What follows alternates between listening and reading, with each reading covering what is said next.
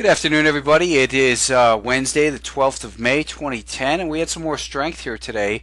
The market has been holding above the volume weighted average price since the event, and now it's up to this 50-day moving average. Now we're starting to get into an area where we would expect to see that definitely the recovery of this rally would be slowing down. We have the bigger potential for resistance really up at that 118.50 level. That was the big level that was broken that really led to that sell-off that was exaggerated by the flash crash. But we have the market right now at the 50-day moving average. I don't view that as big an event as a lot of people are making it out to be. What I think is more important to recognize that we have a declining 20-day moving average. The 10-day moving average is down through the 50-day moving average. And I think that this market is still going to experience some of this volatility come out of it. There's still a lot of uncertainty, lack of trust, and indecision in here. So I don't think you want to sell short still. I get those questions.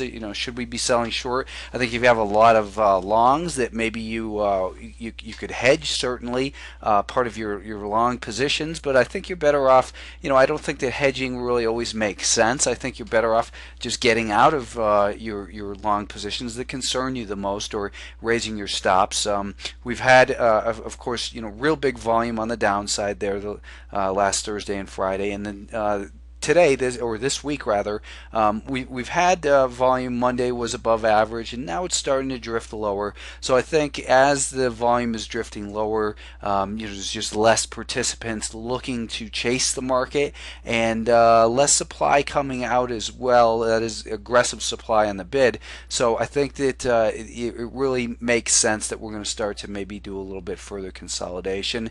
And again, we're holding above the week. It looks like for above this 115 level, the highs from January. So that's one encouraging thing to take away from this this week. And the weekly time frame, there's still no evidence that this market is topping out. So we just want to continue to either trade the short-term time frames, trade very aggressively based on what we're seeing on the individual stocks, and just being very defensive. The 1 minute time frame, it was a little bit of a choppy session once again today, but pretty steady higher throughout the day.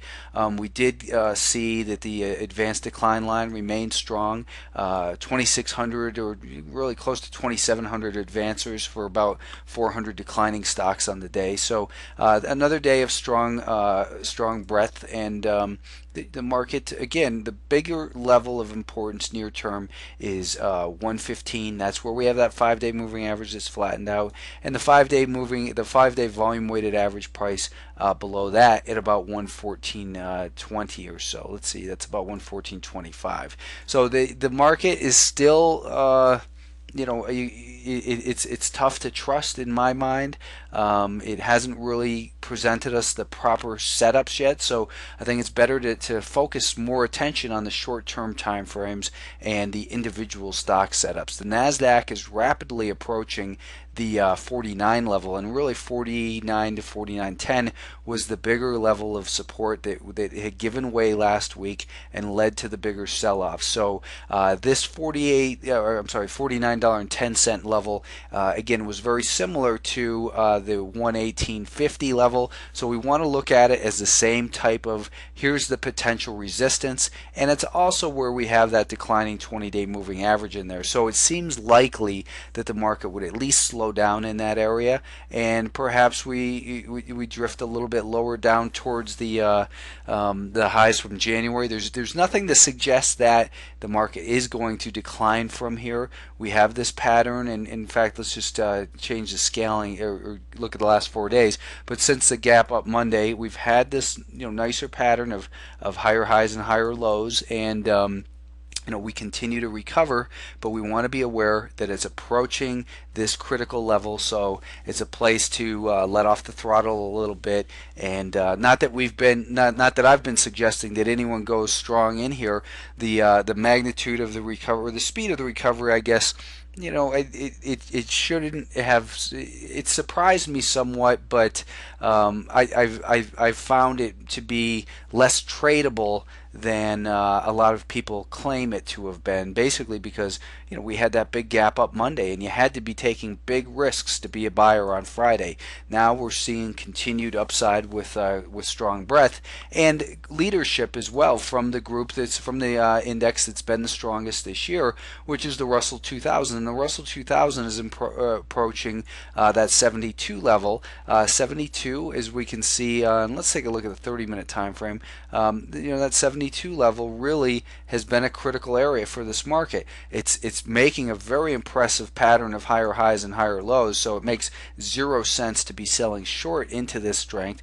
But if you've been trading this to the long side, then you want to be taking a little bit off as it gets up towards that level. The semiconductors, can't call them recovered yet, but nice to see they're above the January highs, and we have this prior resistance in here that it retook it. It took it out. So 2910 was really about where we were looking as prior support. 2910 down to 2880 if you recall. So we're in that little area once again. That this is basically the area we were talking about.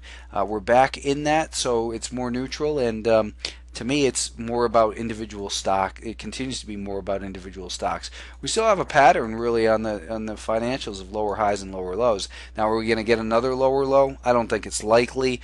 We had a washout basically, and volume in this market as well. All these markets has been really trailing off as we approach these prior important resistance levels.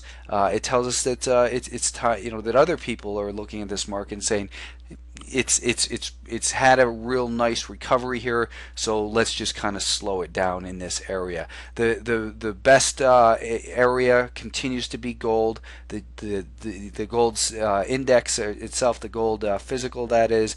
Yesterday we had seen breakout to new highs on the GLD. Today we saw a continued follow through, up another 0.6%. It's getting a little bit extended in here. If you bought after that article I wrote a week and a half ago down near 114 or so, I'd suggest you take some off up in here and raise your stops and wait for a pullback before you decide to get involved. The gold stocks themselves, after a big day yesterday, kind of consolidating a little bit, but not breaking down at all, just more of a consolidation through time, at least so far.